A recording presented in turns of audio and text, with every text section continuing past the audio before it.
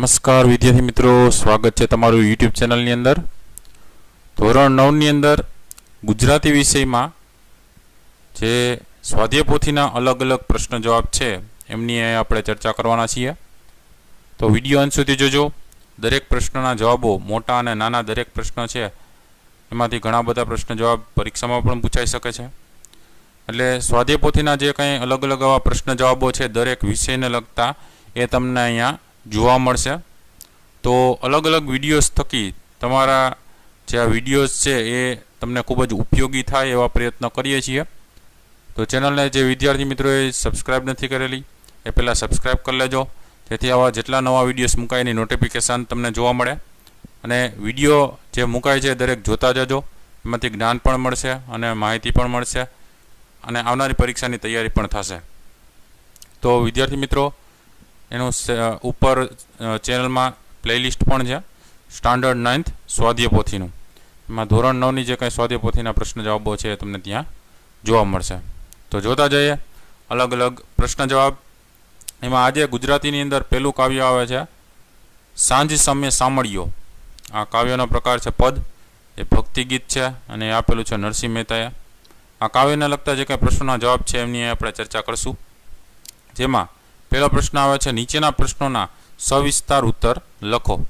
એમાં પહેલો પ્રશ્ન છે, કૃષ્ણનું રૂપ મહાશુભકારી છે એમ કવિ શા માટે કહે છે?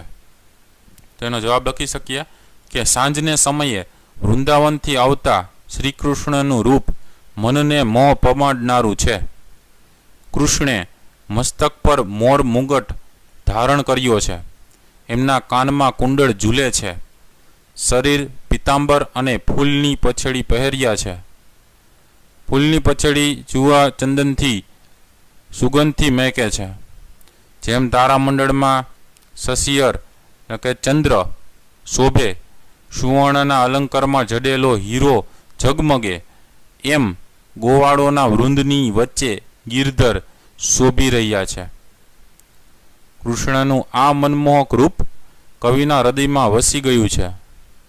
એમને મળવા તેમનું મન વેગથી દોડ્યું. કૃષ્ણે એમને વહાલથી આલિંગન દીધું અને એમનું મન કૃષ્ણના મુખ સૌંદર્ય પર વારી ગયું.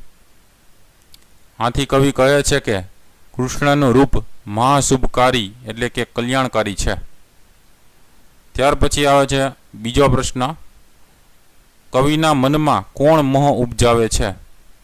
તેમનો જવાબ લખી શકીએ કે સાંજને સમયે વૃંદાવનથી આવતા શ્રી કૃષ્ણે મસ્તક પર મોર મુગટ ધારણ કર્યો છે. એમના કાનમાં કુંડળ ઝૂલે છે. શરીરે પિતાંબર અને ફૂલની પછેડી પહેર્યા છે. ફૂલની પછેડી ચુવાચંદનની સુગંધથી મહેકે છે. જેમ તારામંડળમાં ચંદ્ર શોભે, સુવર્ણના અલંકારમાં જડેલો હીરો ઝગમગે, એમ ગોવાળોના વૃંદની વચ્ચે ગિરધર શોભી રહ્યા છે. શ્રી કૃષ્ણનું આ મનમોહક રૂપ કવિના હૃદયમાં વસી ગયું છે. એટલે કે કવિના મનમાં શ્રી કૃષ્ણ મોહ ઉપજાવે છે. ત્યાર પછી પ્રશ્ન બીજો છે, નીચેના પ્રશ્નના 2-3 વાક્યમાં ઉત્તર લખો. પહેલો પ્રશ્ન છે, સાંજના સમયનું દ્રશ્ય કાવ્યના આધારે આલેખો. એનો જવાબ છે, સાંજને સમયે કૃષ્ણ વૃંદાવનથી આવી રહ્યા છે. કૃષ્ણની આગળ ગોધણ અને પાછળ સાજન એટલે કે ગોવાળુનું વૃંદ છે. શ્રી કૃષ્ણે મસ્તક પર મોર મુગટ ધારણ કર્યો છે અને કાનમાં કુંડળ ઝૂલે છે. શરીરે પિતાંબર અને ફૂલની પછેડી પહેર્યા છે. આ પછેડી ચુવાચંદનની સુગંધથી મહેકે છે. ત્યાર પછી બીજો પ્રશ્ન છે, ગોવાળોમાં ગિરધર કઈ રીતે શોભે છે?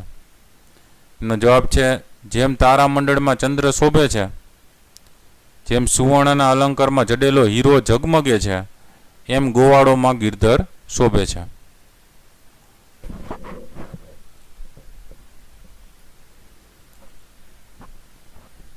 પ્રશ્ન નંબર 3, નીચેના પ્રશ્નોના એક વાક્યમાં ઉત્તર લખો. પહેલો પ્રશ્ન, સાંજ સમય સામળિયો કાવ્યના કવિનું નામ લખો. એનો જવાબ છે, સાંજ સમય સામળિયો કાવ્યના કવિ નરસિંહ મહેતા છે. બીજું, સાંજ સમય સામળિયો કાવ્યનો સાહિત્ય પ્રકાર જણાવો. નો જવાબ છે, સાંજ સમય સામળિયો ભક્તિ ગીત છે.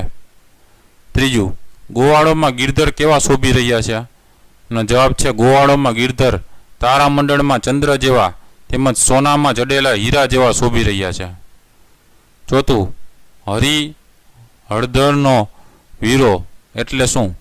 એનો જવાબ છે હરિ હળધરનો વીરો એટલે બલરામનો વીરો. પાંચમો પ્રશ્ન, ભગવાન શ્રી કૃષ્ણે કેવા રંગના વસ્ત્રો પહેર્યા છે? એનો જવાબ છે ભગવાન શ્રી કૃષ્ણે પીળા રંગના વસ્ત્રો પહેર્યા છે. છઠ્ઠું, શ્રી કૃષ્ણની શોભાની નરસિંહ મહેતા પર શી અસર થાય છે? એનો જવાબ છે શ્રી કૃષ્ણની શોભા જોઈને નરસિંહ મહેતા હરખ પામી રહ્યા છે. પ્રશ્ન નંબર 4, કાવ્ય પૂર્તિ કરો. સાંજ સમય સામળીઓથી મહેકે સાંજ સુધી. તો જવાબ લખી શકીએ. સાંજ સમય સામળીઓ વહાલો વૃંદાવનથી આવે, આગળ ગોધણ પાછળ સાજણ મનમાં મોહ ઉપજાવે. સાંજ સમય સામળીઓ વૃંદાવનથી આવે. મોર મુગુટ શિર સુંદર ધર્યો, કાને કુંડળ લહેકે, પહેર્યા પીતાંબર ફૂલની પછેડી જુવા ચંદન મહેકે. સાંજ સમય સામળીઓ વૃંદાવનથી આવે. તો આ રીતની કાવ્ય પૂર્તિ કરી શકો. હવે ત્યાર પછીનો બીજો વિભાગ આવે છે વ્યાકરણલક્ષી પ્રશ્નોત્તર. તો વ્યાકરણના પ્રશ્ન જવાબ જોતા જઈએ. પહેલો પ્રશ્ન છે, નીચે આપેલા શબ્દોની જોડણી સુધારીને લખવાનું છે. જેમાં પહેલામાં સામળીઓ આ રીતે લખી શકશું, શરણાઈવાળો ડી રસ્વ આવશે સામળીઓ. બીજું, વૃંદાવનમાં વૃ વ ઉપર અનુસ્વાર વૃંદાવન. ત્રીજું, પીતાંબરમાં પી રસ્વાવાળું અને મ અડધો આવશે. પી છે એ દીર્ઘય કરવાની, બરાબર. પી દીર્ઘય અને મ અડધો કરવાનો એટલે પીતાંબર. પછી સસિયરમાં બે સ છે શરણાઈવાળા સસિયર, એમાં સી છે એ રસ્વ કરવાની સસિયર. હવે પ્રશ્ન બીજો, નીચે આપેલા શબ્દોની ધ્વનિ છે એ છૂટી પાડવાની છે. એટલે અલગ અલગ શબ્દ જે છે એ શબ્દના જે અલગ અલગ અક્ષર છે કઈ રીતે લખી શકીએ ધ્વનિ છૂટી પાડીએ. પેલું પીતાંબરમાં પ ખોડો વત્તા ઈ વત્તા ત ખોડો વત્તા આ વત્તા મ ખોડો વત્તા બ ખોડો વત્તા અ વત્તા ર ખોડો વત્તા અ. બીજું ગિરિધર, તો ગ ખોડો વત્તા ઈ વત્તા ર ખોડો વત્તા ઈ વત્તા ધ ખોડો વત્તા અ વત્તા ર ખોડો વત્તા અ. ત્રીજું વહાલાજી, તો વ ખોડો વત્તા અ વત્તા હ ખોડો વત્તા આ વત્તા લ ખોડો વત્તા આ વત્તા જ ખોડો વત્તા ઈ. ચોથું નરસૈયા ચા, તો ન ખોડો વત્તા અ વત્તા ર ખોડો વત્તા અ વત્તા સ ખોડો વત્તા એ વત્તા ય ખોડો વત્તા આ વત્તા ચ ખોડો વત્તા આ. ત્રીજો પ્રશ્ન, નીચેના વાક્યમાં રેખાંકિત સંજ્ઞાના પ્રકાર જણાવવાના છે. જેમાં પેલું છે, સાંજ સમય સામળીઓ વહાલો વૃંદાવનથી આવે. તો વૃંદાવન છે એ કેવો સંજ્ઞાનો પ્રકાર કહેવાય? તો એ કહેવાય વ્યક્તિવાચક સંજ્ઞા. બીજું છે, પહેર્યા પીતાંબર ફૂલની પછેડી જુવા ચંદન મહેકે. તો ફૂલ છે એ જાતિવાચક સંજ્ઞાનો પ્રકાર કહેવાય. ત્રીજું છે, તારામંડળમાં જેમ સસિયર શોભે હિમે જડિંગ હીરો. તો તારામંડળ છે એ સમૂહવાચક સંજ્ઞાનો પ્રકાર કહેવાય. ચોથો પ્રશ્ન છે, નીચેના વાક્યોમાંથી વિશેષણ શોધીને પ્રકાર લખવાનો છે. જેમાં પહેલું છે, મોર મુગુટ શિર સુંદર ધર્યો કાને કુંડળ લહેકે. તો એમાં સુંદર છે એ વિશેષણ છે કયું? તો કે ગુણવાચક વિશેષણ. બીજું, વહાલાજીનું રૂપ મહાશુભકારી રસિયા વીણ કેમ રહીએ. તો એમાં મહાશુભકારી વિશેષણ છે અને મહાશુભકારી એ ગુણવાચક વિશેષણ છે. પાંચમો પ્રશ્ન છે, નીચે આપેલા શબ્દની સંધિ છોડવાની છે, સંધિ છૂટી પાડવાની છે. જેમાં પીતાંબર આપ્યું છે તો એનું થશે પીત વત્તા અંબર. છઠ્ઠો પ્રશ્ન છે, નીચેના શબ્દોના સાચા સમાનાર્થી શબ્દ લખવાના છે. જેમાં પહેલું છે મોર, મોરને સમાનાર્થી શબ્દ થશે મયુર. બીજું છે શિર, શિરનું સમાનાર્થી થશે મસ્તક. ત્રીજું છે સસ્યર, સસ્યરનું સમાનાર્થી થશે ચંદ્ર. ચોથું છે હેમ, હેમનું સમાનાર્થી થાય કનક. સાતમો પ્રશ્ન છે, નીચેના વાક્યોમાંથી સર્વનામ શોધવાના છે. જેમાં પહેલું છે, મનડું તે ધસ્યું મારું. બરાબર, તો મારું શું છે? સર્વનામ છે. બીજું, મારા મનમાં મોહ ઉપજાવે. તો મારા શું છે? સર્વનામ છે. તો મારા જવાબમાં આવશે. આઠમું, નીચેના રૂઢિપ્રયોગનો સાચો અર્થ શોધીને લખવાનો છે. જેમાં છે આલિંગન દેવું. તે રૂઢિપ્રયોગ કેવો થશે? આલિંગન દેવું એટલે ભેટવું થશે. એટલે બ જવાબ સાચો થશે, ભેટવું. નવમો પ્રશ્ન, શબ્દ સમૂહ માટેનો એક શબ્દ આપવાનો છે. જેમાં પહેલું છે ખભે નાખવાનું વસ્ત્ર એને કહેવાય પછેડી. બીજું એક જાતનું સુગંધી લાકડું એને કહેવાય ચંદન. ત્રીજું કાનમાં પહેરવાનું એક ઘરેણું એને કહેવાય કુંડળ. ત્યાર પછી પ્રશ્ન 10માં સમાસ ઓળખાવો. જોતા જઈએ અલગ અલગ સમાસ. ગોધન એ તત્પુરુષ અને કર્મધારી સમાસ. પિતાંબર કર્મધારી સમાસ. ગિરિધર ઉપપદ સમાસ. મહાસુપકારી એ કર્મધાર્ય કે ઉપપદ સમાસ.